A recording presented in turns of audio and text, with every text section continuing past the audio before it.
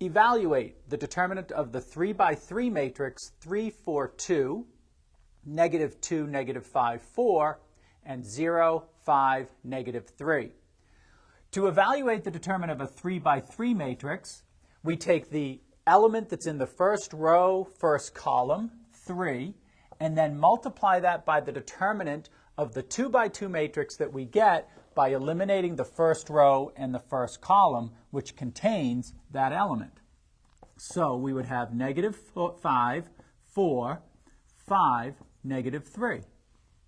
Then we subtract the product of the element that's in the second row, first column, so that's negative 2, times the determinant that we have when we eliminate the first column and the second row this time.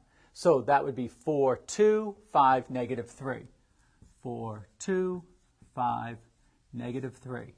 Then we add the product of the element that's in the first column, third row. So that's 0 times the 2 by 2 determinant, which would be 4, 2, negative 5, 4.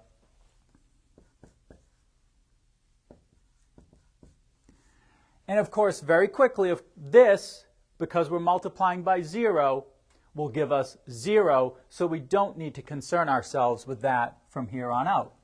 So we have 3 times multiply negative 5 times negative 3 minus 5 times 4. Then we have minus a negative 2, so let's right now change that to positive 2 times 4 times negative 3 minus 5 times 2. Now let's simplify inside the parentheses. 3, negative 5 times negative 3 is 15. 5 times 4 is 20, so it's 15 minus 20. Plus 2 times 4 times negative 3 is negative 12. 5 times 2 is 10, so it's negative 12 minus 10. That gives us a result of 3 times negative 5, which is the 15 minus 20, plus 2 times negative 12 minus 10 is negative 22. Multiplying here, 3 times negative 5 is negative 15. 2 times negative 22 is negative 44.